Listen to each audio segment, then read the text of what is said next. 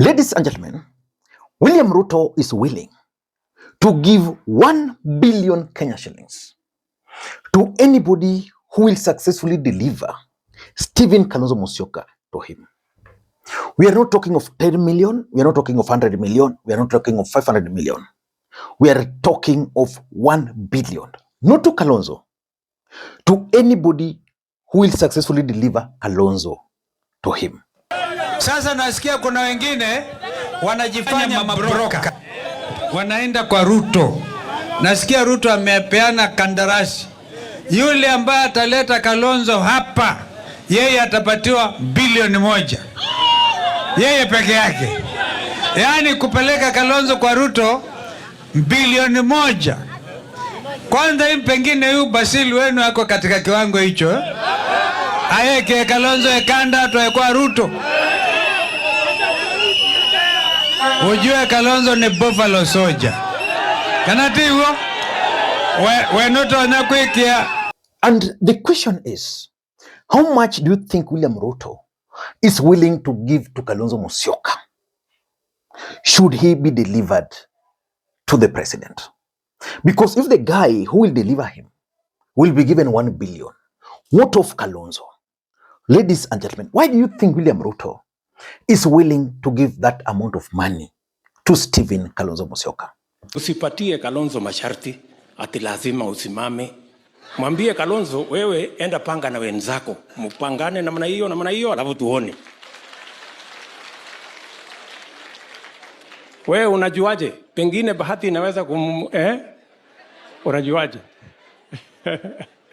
So twende pole namna hiyo. In this video, I want to reveal to you guys why Ruto is willing to do everything possible to work with Kalonzo Musyoka in 2027.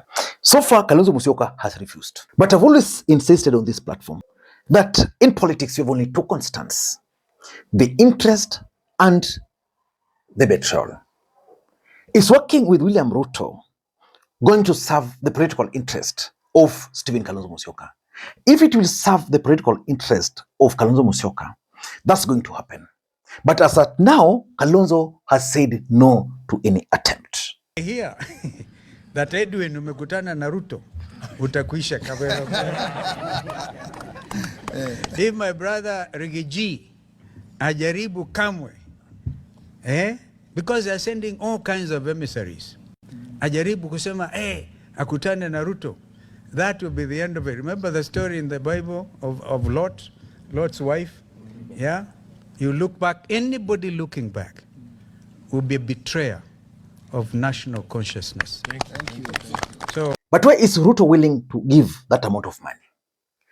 We all know that William Ruto is aiming to win the presidency in the first round. But as things stand today, do you think it's possible for President Ruto to win in the first round? If you have to ask me, that's not possible.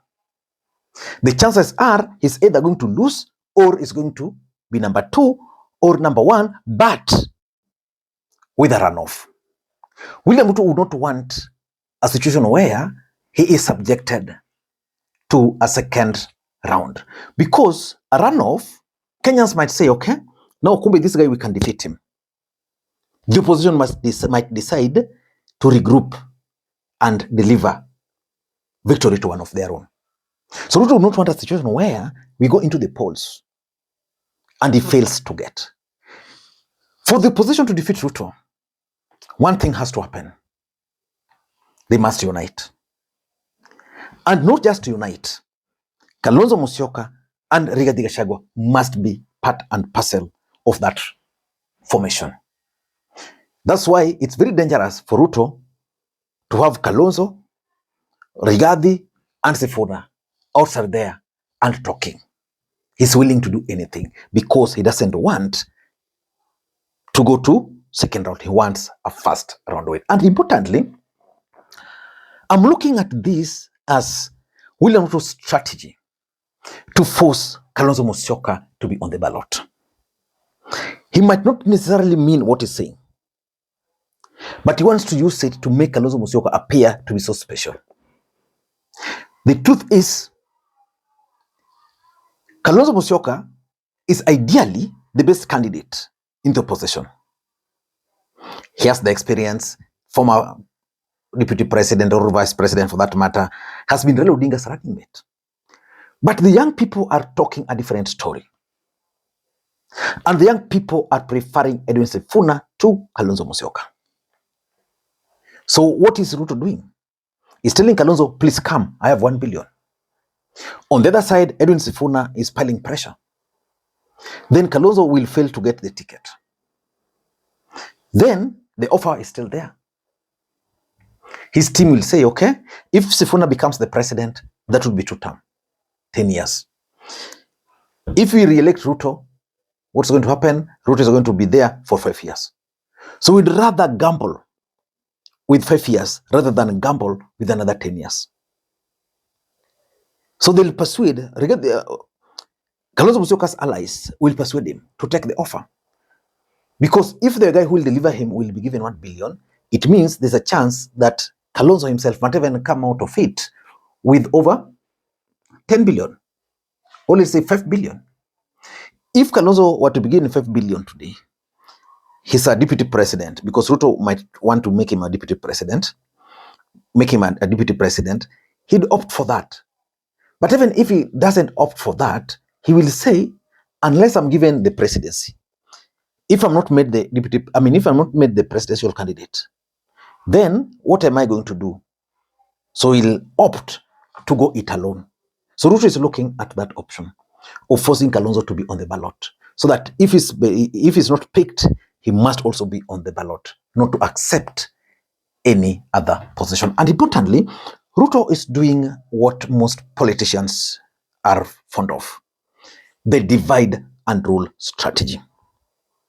You target Kalonzo, the aim is one: get him out of the opposition. Make him a deputy president in government, give him that offer and off of the money, and tell him, nikitoka, hii kiti nitakuachia. And of course, Kalonzo will realize that, when I'm a deputy president, I'm actually closer to becoming the president of the Republic of Kenya. If something happens to the president, I'll be the president. If it doesn't happen, then I'll use the platform to become the president. So, ladies and gentlemen, I'm looking at it as William Ruto's strategy to try and divide opposition. With these talks, it is going to be very difficult even for Sifuna to trust Kalonzo Musyoka and his moves. And importantly, which is my 4th point, I think Nairobi politics. If there's one thing which is giving President Ruto serious political headache, sleepless nights, then it's Nairobi politics. There is no way you can become the president of the Republic of Kenya without controlling Nairobi. In the last election, Ruto controlled Nairobi as much as ODM was the dominant party, but he was able to control Nairobi based on the support he got from Mount Kenya. That's how he was able now to control Nairobi. Raila got majority of votes, but if you look at it deeply, you realize majority of MPs came from UDA, majority of MCS. That's the truth. UDA was able to win several seats. Now, in the current political setup and situation, with Rigathi out, the lawyers out because of Sifuna, how will Ruto manage to win Nairobi? Because for them to win Nairobi, they need the lawyer, they need the Luos and the Kamba. So I think one of the biggest headache for the president is Nairobi politics. And the only way to solve Nairobi politics is by having Kalonzo Musyoka. You either have Kalonzo Musyoka on your side or you have Rigathi Gachagua. No way about it.